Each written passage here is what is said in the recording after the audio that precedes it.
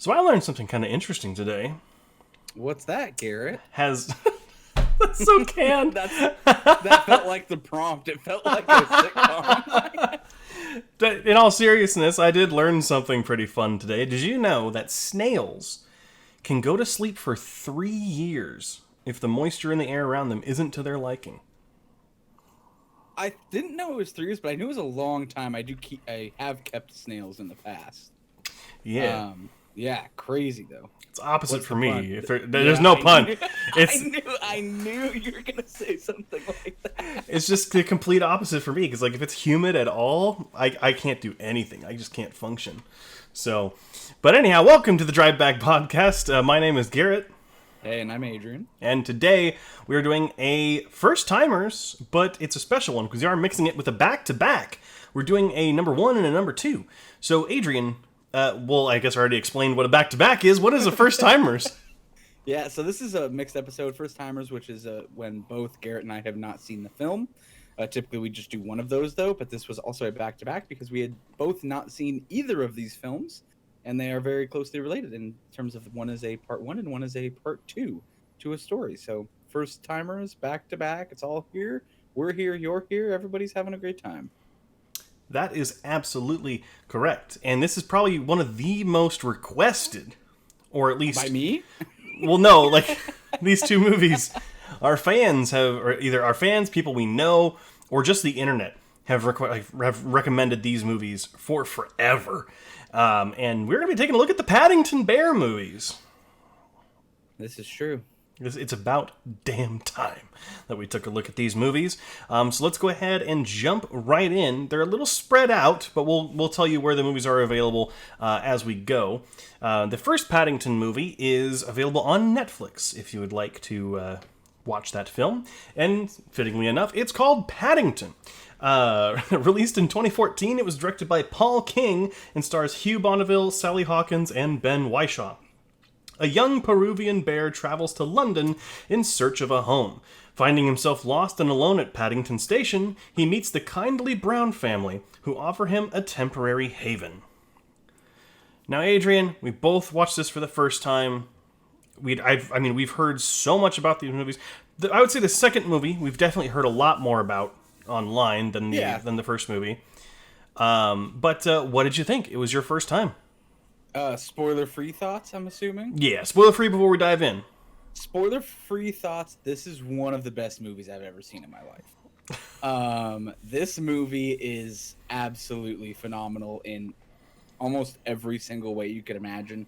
It has like stuff from every great director film you've ever seen tied into one movie, done in perfectly touched ways, and I think like it's got touches of like immigration and being alone in the big world, but it's also very wholesome. Everybody's story arc is like redemptive, or not redemptive. It like everybody has an arc, which is really cool. Even like the most minimal of characters, and it's just extremely well done. So yeah, one of the best.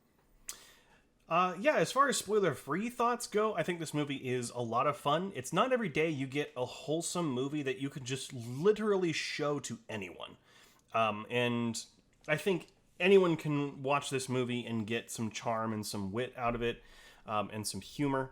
I definitely think the second movie is a lot better, but we will get into that when we talk about the second movie. This one is a fun time. I honestly was not expecting to have as much fun time, or of a fun time, with the first movie as I was with the second, or at least that's what I was expecting from all the internet people. But let's go ahead and dive into spoilers for the first Paddington movie. If you do not want to know anything that happens in the movie, turn away now. Go watch it on Netflix. If you have Netflix, which most of you probably do if you're not stealing it from a family member, it's free to watch through there. So might as well do that for the weekend. Or this is a Monday. Do it on your Monday night. There you go. But spoiler thoughts for Paddington, the first movie in the Paddington Bear cinematic universe. Is what I like to call the PBCU is what I like to call this. I do want to get a couple criticisms out of the way for the first one. Okay. It definitely feels a little formulaic, I think. Okay. I think, as far as the movies kind of go that are book adaptations, because this is an adaptation of a kid's book, I think, from England. if I'm not mistaken. Sure. I could be wrong. I could be right. I don't know. But it feels a lot like a safe adaptation. And when I say it's a safe adaptation, it works here. It does because of the nature of the audience that's going to be watching this movie, which is mostly families, I would say. It works and it provides a really fun time. But it's just as far as the actual structure of the movie goes, it's pretty common. You know, the leaves his home after some tragedy, much like a Disney movie. And then he's brought to London. When in London, he meets a family. The family initially gets along with him at first, but one person doesn't. And then just as people are starting to come around, he has to leave, and there's a villain involved, and then they defeat the villain, and they come back, and all is right as rain. It's a little formulaic. That's not a big critique, though, by any means. I think it's just, I was expecting something a little bit more than that. But again, the second movie is still coming up. But I also do want to talk about the villain. I think the villain was pretty weak in this movie compared to the second one. Okay. Sounds like you like the second one a ton. Do you just want to talk about the second? Well, no, I mean, like, this is a back-to-back. We are comparing Definitely. the two of them. No, I'm just kidding. But those are like the two main critiques I have. Everything else is pretty much on point with this movie. I think the cast is great. Especially Ben Whishaw as Paddington is just iconic now. But I have been talking for long enough. Adrian, let's go ahead and get some spoiler thoughts from you. Sure. I think it's first important to note that Garrett, you hate Pocahontas stories. Or like, is it Pocahontas you hate? When like someone's dropped in, was it Alice in Wonderland? What do you call it? But you hate when like someone is dropped into a world and they have to be shown how to get along. Oh, a fish out of water. Pocahontas, maybe because they go fishing in that movie, like once. But yeah, you do not like fish out of water stories for the most part. For the most part. So I would say that probably ties into that, like you pulling out that formulaic part quite a bit. Honestly, I didn't even really pay attention to the fish out of water part of this movie. I think it made sense given the setup at the beginning of the story. I think fair enough. More so here, it was just like it followed a basic structure, and it didn't really deviate off of it. I think what brings it what raises it to a higher bar in my book would be that, I can see that it's a general story. It is a first film in a series, and it's based off a book, so they kind of have to follow something that's known. But I think the charm of the directing and the cinematography and the acting make this way beyond a formulaic story. I think while like the plot might have its key points, I think the way that shots are done, like they have stuff that seems to pull from like Wes Anderson with like the house shots and stuff where like it's puppets, and they've got stuff that like totally takes like imaginary, like stepping through the movie screen in that one part and like going back to his like just the creativity in this movie. I didn't even realize how formulaic it was because I was just captivated by every single shot in this movie. Sure. Yeah, and again, it is a minor criticism. It's like movies have to follow a structure that's relatable, and I think especially when it comes to kid or family movies like this, you do kind of have to follow a structure or kids are going to fall asleep. You can't meander like a Wes Anderson movie. It wouldn't make sense. I think this is also, I could see that it's a kid's movie. Obviously, it's based off a kid's book, but you spend the least amount of time with the kids in this movie. You actually spend the most amount of time with the dad's kind of problems or like coming to terms with himself. So yeah, I can see that it's a kid's movie, but I think it's got a ton of themes for everyone of every age. Kind of like you said, I think you could show this movie to anybody and they would find charm. Like I think kids might like Paddington, but I think other people would find themselves in a character in the film, one of the Brown family or even the villain. And I think it's really accessible and it's very relatable. Yeah, and it's one of those things where its accessibility doesn't lower the quality of the film.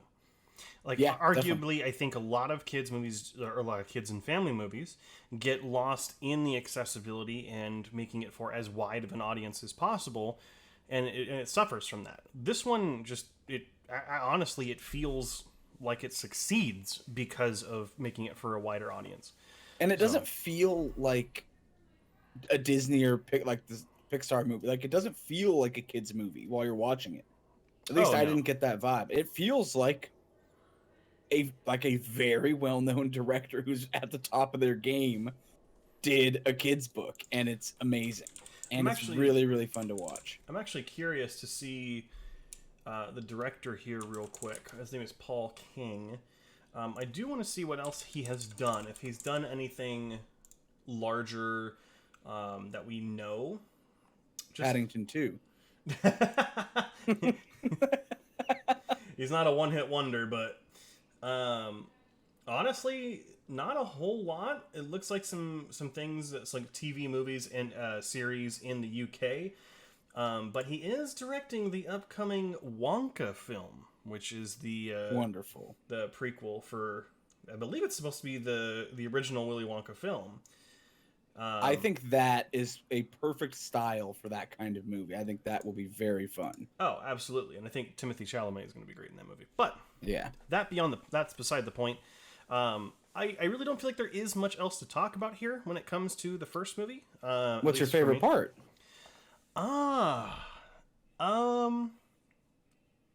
You know, as formulaic as it sounds and as kind of generic of a scene, I think usually this scene is very cringe to me, but I think in this movie it really worked, and it was seeing the family work together at the end, in all the different various ways, coming together to save their new family member. I think it really worked in this movie.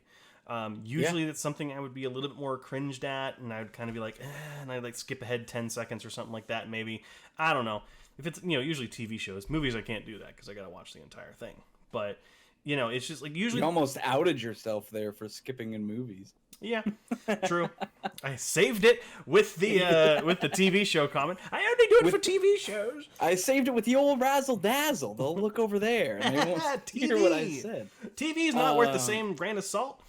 Yeah, I think that's a great part of the movie, and I think again this movie has it pay off well. I think it's well deserved that every character gets that moment in the family. Like, it doesn't feel like, oh yeah, they said that he was brave back in the day, so now he is. It's like they really make it believable that he would suddenly, like, he needs to do it and he's done it before, and it feels great.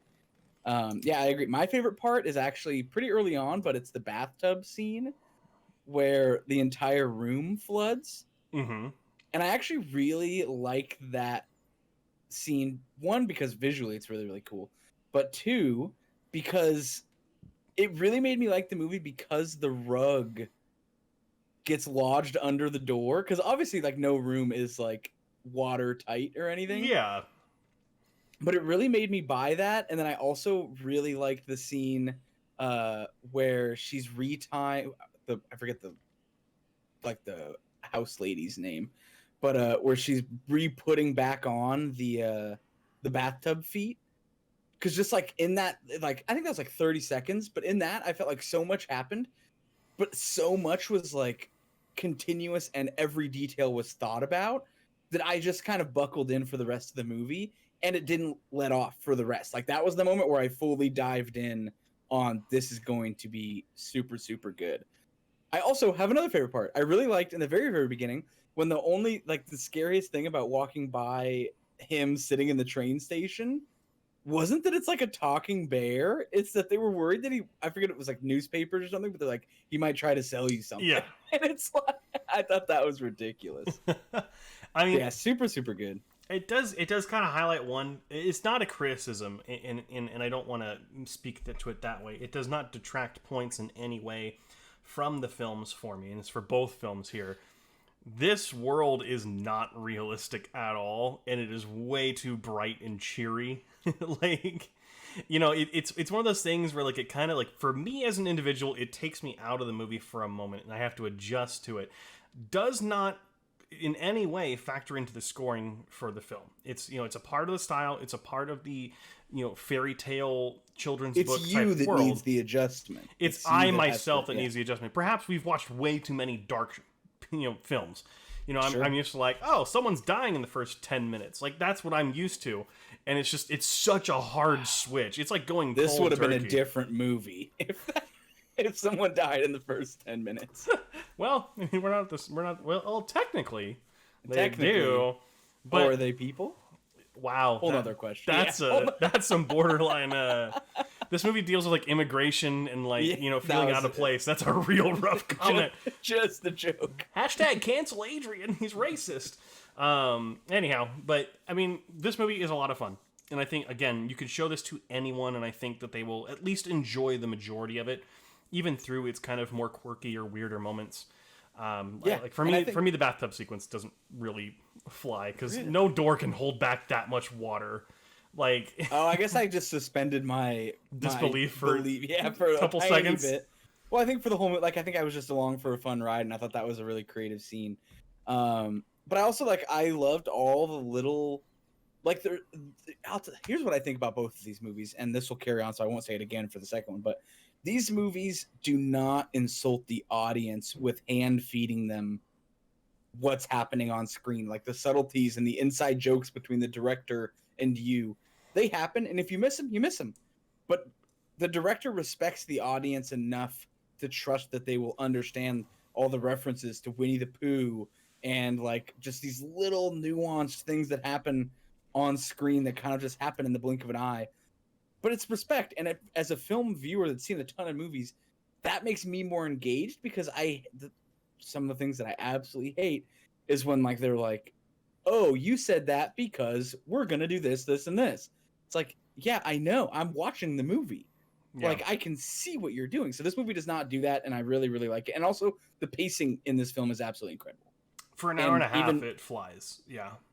But they jump over things they don't need to rehash. They have a really creative way of, like, not retelling parts of the story that they need to. It's just extreme. I don't want to talk. That's the last I'll say, because you should just go watch it because it's so creative. Yeah, it's one of those weird, like, films that, it's made for a certain audience, but I am going to tell people of all ages to go watch. I'm going to get Paddington tattooed on my back. Just get marmalade, like, tattooed right here on your collarbone. There's your prison tat. But anyhow, Adrian, final thoughts real quick. Score for Paddington 1 before we move on to the sequel. Sure. I think this movie is extremely accessible. I immediately fell in love with it within the first 10 minutes. I love the style because I love Wes Anderson-esque stuff. I love all the camera shots and paying homage to so many famous director shots. And I mean, the cinematography is incredible. Story is good for all ages. The acting is really, really good. CGI is pretty phenomenal, and it only gets better. Because I give this movie a 99. Wow, alrighty. I said for Paddington the first, it's a little formulaic and has a weak villain, but it's so goddamn hard to fault this movie because of the endless amounts of charm and wit. It's a lot of fun.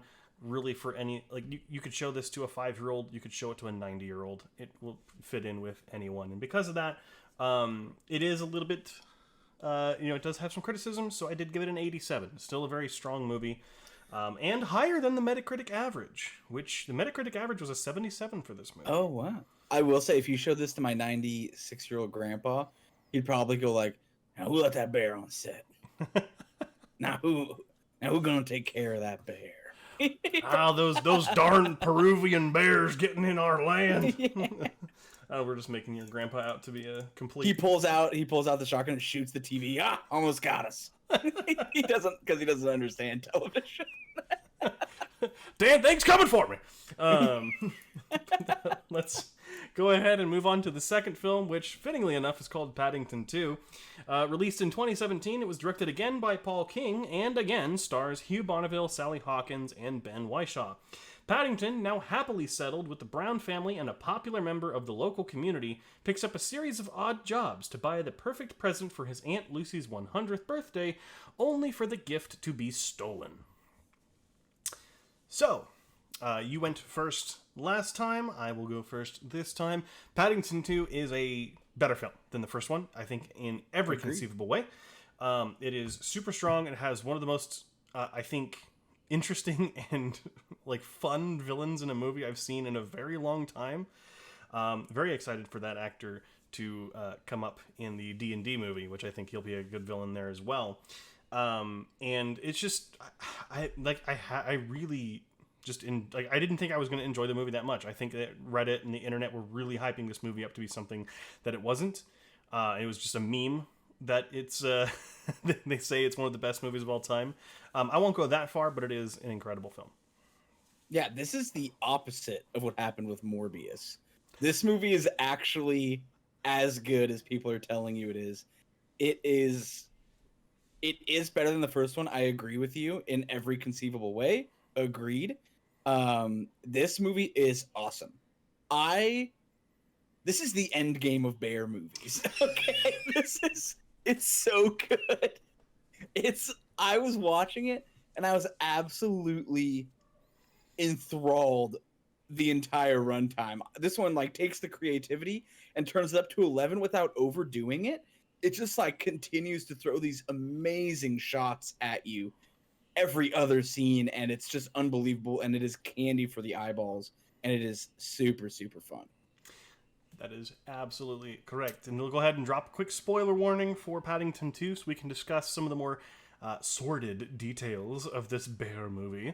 If you do want to watch it, it is on HBO Max, so it is a little bit different than, Netflix. You're going to have to put up with the cancellation of Batgirl. Boo-hoo. Spoiler alert for Paddington 2. Yes, every conceivable way, I think this movie is better. I think the villain... It's National Treasure with bears. It's so good. Everything in the prison is just so wholesome and just it's so much fun to watch. It's hard to find things to talk about because this movie is just so fun.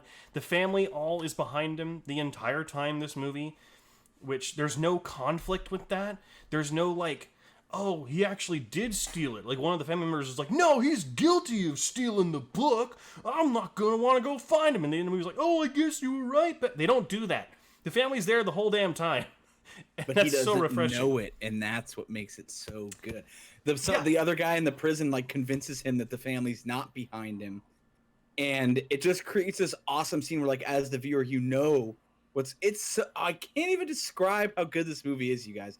It creates this amazing scene where you can see Paddington feeling like he was given up on, but you know that he's not, and it creates this awesome like syncing up of plot lines that culminate in this awesome phone call that happens to the family, and it goes unanswered, and you're like, wow, he's just thought like that is really super sad. And the family answers because you know what, they were behind him the whole time, just like you said, and it's so good. Just the sequence when they're in the prison and Paddington's like, yeah, this is Knuckles and this guy and this guy and this guy. It's literally that exact moment when you bring your weird friends home to meet your family that first time. And the reactions on his family's face are just, they're perfect. Also, you're like, hey, this is Jimmy. We call him Blade. And your family's like, oh, okay.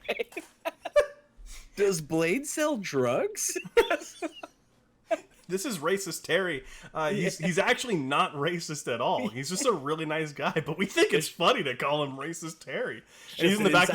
He's in the back, like, my career is gone because of that name. It's so much fun. Hugh Grant is incredible in this movie, and honestly, I will say this is one of the first times I've seen Hugh Grant in anything. And this just raises my expectations, like I said, for the D&D movie. I hope he's half as fun there as he is here. I did watch an interview, and they said that they actually wrote Paddington 2 not only with Hugh Grant in mind for the villain when they wrote the washed-up actor, because that's like what he always says is he only just plays like a washed-up person every time. Mm-hmm. But they actually, in the script when they wrote it, had Hugh Grant penciled in as like, we wrote it like not only with just him like, oh yeah, maybe, like it was written for him to play. I always love it when directors or writers like write their movies with the intention of having an actor in it, and then get the actor. It's and then amazing. Yeah, like I think the last time I heard was The Lighthouse when the role was written for Willem Dafoe. Like it's just perfect, and it works so well, especially when the actor says, "Yeah, of course I'll be in there. You know, I'll do whatever you want me to." It's hilarious, and yeah, and I think a lot of the returning characters are nice. They add a lot of B characters into this movie, which, I mean, they have their purpose. They come together because of Paddington, and that's why they, obviously they want to help out. They don't matter a whole lot, but they are, they're fun, lightly. There wasn't enough, like, side characters in the first one, I would argue. There was just the family, Paddington, and Nicole Kidman's villain. And I think my comment from before holds true that every B character also has a mini arc of their character. which is awesome that everybody gets touched on. There's not like any throwaway characters. B characters is the correct term because they do have B plots going on for the whole film. Yeah, honestly, and maybe it's just because of what I've been watching recently in terms of like TV shows and like YouTube videos and stuff, but it really does remind me of there's a TV show called Smiling Friends on HBO Max, and it's weird that I'm even comparing the two of these right now. But Smiling Friends is perfect because it has your A plot and your B plot, and it connects them both in a way that's very natural. This movie does the same thing, except it's got its A plot, its B plot, its C plot, its D plot, its E plot, its F plot, and all of them come together because of your one central character. It's in a way that feels so natural. Organic. It's amazing. Or I mean, again, like, I'm not gonna say organic. It's definitely like a fairy tale, but it works for the type of movie that it is. But it feels perfect. Like it all. You're like, yes, like now this person's here. So actually, I'm gonna rephrase. Okay, Paddington 1 is Infinity War, and Paddington 2 is the Endgame of bear movies, and they are part 1 and part 2, and it is absolutely amazing. The end of this film comes together with such a bow on it that it is awesome. Even like the brother when he's like, "That's not my name. My name," I forget his name. He's like, "My name's Johnny, and I like steam trains." He just like punches the train. It is awesome. It's so good. I want to see a fan edit of like the Infinity War or No Way Home reactions added to this in like a theater environment where it's like, "My name's Johnny and I like steam engines," and the entire audience is like, "Yeah!" I know that went around with No Way Home where they were like, "Whoa, oh!" and they like put it to everything and anything. Yeah, no, I think it's awesome. I think it's extremely good. The other thing that I really like about this movie is that it also Paddington, his main arc is worth a main arc. He learns a lot about the world in this movie, about people's own self-interest, and he gets backstabbed, but he keeps true to who he is. He gets into these problems because he's a gentleman. Like, they don't make him dumb. They don't make him like, I don't want like, they don't make him an idiot. It's just his nature puts him in these scenarios because he's trusting. And I think it's great for people of all ages that to just watch and realize that, yeah, the world can be cruel, but you can still be good. It doesn't mean it has to change you, and it never does for Paddington, and it's great. Yeah, I mean, it puts a great mindset into younger kids, and it kind of hopefully reaffirms in adults that you can be a kind person without, wanting to feel rewarded for anything you do. It turns out being empathetic ain't that bad of a thing to do just because it's the right thing to do. The conservatives can learn a lot about that. But, I think pretty much everything in this movie is on point. Everything is just together. I want to talk the ending, though. Because I got to admit, over the last couple of years, I've softened up. Some would say I've become a little bit of a bitch, But who says that? We actually have them here now. Oh, it's my father. Whoa! Yeah. No, just kidding. Sorry, John. No, honestly, the ending just makes you super happy. It for some it could be a little bit tearful because of the reunion, but it's fantastic. It's so well handled. It's another one of those moments though that takes me completely out of the movie because I'm like, if I were walking down the street and I see a bunch of people inside a house having a party and there's a fucking bear on the doorstep, I'm gonna run and call the police. Like, that's horrifying. Then you're not cut out for Paddington, okay? You get out of here. Am I a naysayer of the PBCU? Yeah. No, but so major spoiler here. Stop listening now if you don't want to know about the plot because this is about. I gotta take my headphones off. Sorry. Oh yeah, you haven't seen it. I skipped through it. I love that the whole plot of the movie is Paddington trying to show what London is like and what his life is like because she'll never get to experience it. But then she actually shows up and is going to get to experience it. This was very comparable to the end of Lilo and Stitch for me, which is just so heartwarming about family and just, yeah, it's just really, really good. That's all I gotta say. Super heartwarming, super wholesome, and it is hard to not like this movie. So, and I did my damnedest to try, and I cracked 5 minutes in. I was like, damn it! All right, we're gonna have fun. The moment you see that damn fisherman's hat, you know it's over. It's an explorer's hat, good sir, of the Geographers Guild. Yeah. You're clearly not a member of the PBCU. No, I'm just kidding. Yeah, we'll go over some final thoughts and a score for the Paddington sequel, Paddington 2. I'll go first since I went second last time. I said Paddington 2's ending makes you tear up with happiness. It's a joyous film filled with heart and humor, plus an incredible Hugh Grant, and will please just about anyone that watches it. I really went back and forth on what I wanted to score this movie, and I can't quite give it 100%, but I did give it a 98. I think it is super strong, and definitely one of the better movies we've watched in a long time on this on the show. Well, probably since the original Thing, but for me at least. That's correct. I gave this movie 100. I think this is... I think they're both one of the greatest films of all time. This one is better than the first one, but I think watching them both is a double feature movie night must.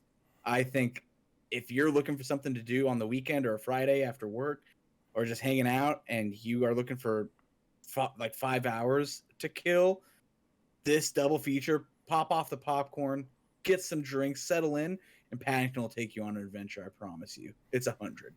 Paddington will guide you by the hand to the gates of eternity, is what's going to happen. Well, I hope you don't die. No, it's a religious experience, you know, I think, is what you're going for. I hope the person that guides me wherever we go is Paddington. That's what I can only hope. Speaking of Paddington, for anyone out there listening to the podcast, including Adrian, I don't know if you are aware of this. I actually have to go on my Twitter to find this out. There is a Twitter user that for every single day, for I want to say it's almost 2 years already, he has edited Paddington Bear into edited him into a movie or TV show, and there's been a Photoshop every single day for almost the last 2 years of Paddington edited into other things. Great. And some of it mimics art styles. It mimics pretty much everything. There we go. It is a Twitter user at @JTheChow. I'll link it down below. Is absolutely one of the best Twitter accounts I have ever seen. Their banner right now is the running horse footage from Nope. Yeah. But it's Paddington riding the horse. Wow, that's an impressive one. Oh, it's there's actually as soon as we're done here, I need to share my screen. The last one he did today was Armageddon. Okay. But, Adrian, that's going to bring us to an end for this episode. If anyone wants to see what we're doing online or get some pretty tasty marmalade recipes, where do they need to go? The Drive Back Podcast, anywhere you want. Can't promise about the marmalade recipes because Paddington keeps it a secret from us only. You probably could have found it in the movie, but didn't memorize it, so it's not going to be anywhere. True. But yeah, on any podcasting app, go ahead and find us at the Drive Back Podcast. On YouTube, we post extra content. We just did a Predator review that you can only find over there. A Prey review, a movie that takes place in the Predator universe. And that's been getting pretty good reception, so go ahead and head over there and give us a thumbs up and hit the bell. We post every Monday across all platforms with extra stuff on YouTube every random day that you can think of. And yeah. That is absolutely correct. Next week, I believe we're going to be doing a back-to-back again. Let me go ahead and pull it up. Should have had it pulled up ahead of time. A back-to-back-to-back. A back-to-back-to-back-to-back is going to be, yes, it is a back-to-back. We're going to be doing Around the World in 80 Days, the original version and the newer one. I believe it was with Jackie Chan. I could be wrong on that. That is correct. That is going to be next week, so make sure you like, subscribe, follow, all those wonderful things that people do online. Do it for us. We highly appreciate it. We love you so much. We will see you next time here on The Drive Back. Thank you for listening to this episode of The Drive Back. Make sure to be on the lookout for new episodes every Monday, and make sure to follow us on social media.